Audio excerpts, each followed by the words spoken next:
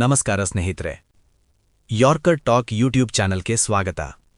ಇವತ್ತು ದಕ್ಷಿಣ ಕೊರಿಯಾದಿಂದ ಹಿಡಿದು Japan, China, America ಹಾಗೂ ಯುರೋಪ್ ದೇಶಗಳಲ್ಲೂ ಒಂದು ಮೌನ ಚಳುವಳಿ ನಡೆಯುತ್ತಿದೆ. ಹಾಗಾಗಿ ಮಹಿಳೆಯರು ಒಂದೇ ಮಾತು ಹೇಳ್ತಿದ್ದಾರೆ: ನಮಗೆ ಒತ್ತಡ ಬೇಡ, ಆಯ್ಕೆ ಬೇಕು. ಪ್ರೀತಿ ಅನ್ನೋ ಹೆಸರಿನಲ್ಲಿ ಬರುವ ತ್ಯಾಗ, ಮದುವೆ ಅನ್ನೋ ಹೆಸರಿನಲ್ಲಿ ಕಳೆದುಕೊಳ್ಳುವ ಸ್ವಾತಂತ್ರ್ಯ, ಮಾತೃತ್ವ ಅನ್ನೋ ಹೆಸರಿನಲ್ಲಿ ಹೊತ್ತೊಯ್ಯಬೇಕಾದ ಹೊರೆ, ಈ ಎಲ್ಲಕ್ಕೂ ವಿರುದ್ಧವಾಗಿ ಒಂದು ಮೌನ ಬಂಡಾಯ ಆರಂಭವಾಗಿದೆ.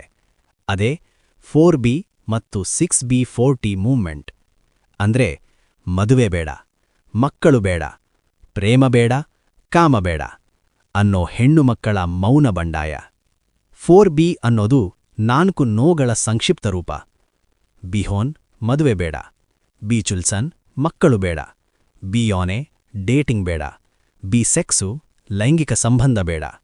ಈ ಚಳುವಳಿ ಮುಖ್ಯವಾಗಿ ದಕ್ಷಿಣ ಕೊರಿಯಾದ ಮಹಿಳೆಯರಿಂದ ಆರಂಭವಾಯಿತು. ಕಾರಣ ಏನು ಅಂತ ನೋಡೋದಾದ್ರೆ, ಪಿತೃಸತ್ತಾತ್ಮಕ ಸಮಾಜ, ಕೆಲಸದಲ್ಲಿ ಅಸಮಾನತೆ, ಮದುವೆಯ ನಂತರ ಮಹಿಳೆಯ ಮೇಲೆ ಬರುವ ಒತ್ತಡ, ಸುರಕ್ಷತೆ ಮತ್ತು ಗೌರವದ ಕೊರತೆ. 6B40 ಅನ್ನೋದು 4Bಗಿಂತ ಇನ್ನೂ ಸ್ಟ್ರಾಂಗ್ ರೂಪ. 6B ಈಕ್ವಲ್ಸ್ ಮದುವೆ ಬೇಡ, ಮಕ್ಕಳು ಬೇಡ, ಡೇಟಿಂಗ್ ಬೇಡ, ಲೈಂಗಿಕ ಸಂಬಂಧ ಬೇಡ, ಪುರುಷರಿಗೆ ಭಾವನಾತ್ಮಕ ಸೇವೆ ಬೇಡ, ಪಿತೃಸತ್ತಾತ್ಮಕ ವ್ಯವಸ್ಥೆಗೆ ಬೆಂಬಲ ಬೇಡ.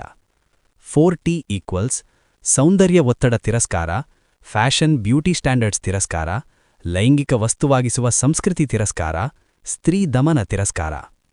ಸಮಾಜ ಬದಲಾಗಿದ್ರೆ ಮೌನ ಬಂಡಾಯ ಅಗತ್ಯವೇ ಇರಲ್ಲ.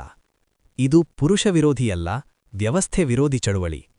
ಜಪಾನ್, ಚೀನಾ, ತೈವಾನ್, ಅಮೆರಿಕ ಹೀಗೆ ಹಲವು ದೇಶಗಳಲ್ಲಿ ಯುವ ಮಹಿಳೆಯರು ಹೇಳ್ತಿದ್ದಾರೆ: ನಮಗೆ ಮದುವೆ ಬೇಡ ಅನ್ನೋದಕ್ಕಿಂತ ಅನ್ಯಾಯದ ಜೊತೆ ಬದುಕುವುದು ಬೇಡ.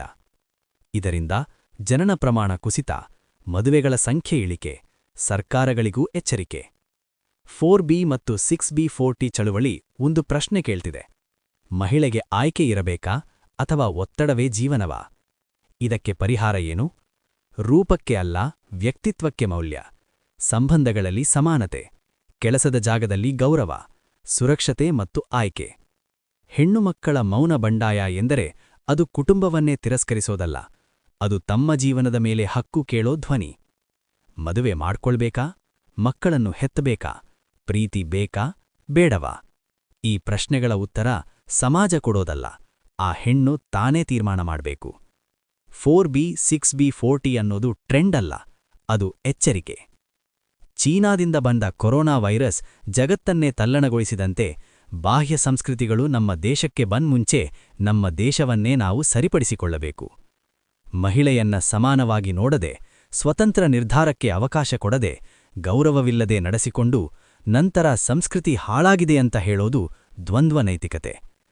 ಮನೆಯೊಳಗೆ ಗೌರವವಿಲ್ಲದವನು ಹೊರಗಡೆ ಸಂಸ್ಕೃತಿಯ ಪಾಠ ಹೇಳೋ ಹಕ್ಕು ಹೊಂದಿರಲ್ಲ. ಮಹಿಳೆ ಸಮಾನತೆ ಕೇಳ್ತಿಲ್ಲ, ಅವಳು ತಾನು ಮಾನವ ಅನ್ನೋ ಗೌರವ ಕೇಳ್ತಿದ್ದಾಳೆ. ಸಂಸ್ಕೃತಿ ಬದಲಾಗೋದು ಬಟ್ಟೆಯಿಂದಲ್ಲ, ಮನಸ್ಥಿತಿ ಬದಲಾಗಿದ್ರೆ ಮಾತ್ರ. ಸಮಾಜ ಬದಲಾಗದಿದ್ದರೆ ನಿರ್ಧಾರಗಳು ಬದಲಾಗುತ್ತವೆ. ನಿಮ್ಮಭಿಪ್ರಾಯ ಏನು? ಕಮೆಂಟ್ನಲ್ಲಿ ಹೇಳಿ. ವಿಡಿಯೋ ಇಷ್ಟ ಆದ್ರೆ ಲೈಕ್, ಶೇರ್, ಸಬ್ಸ್ಕ್ರೈಬ್ ಮಾಡಿ.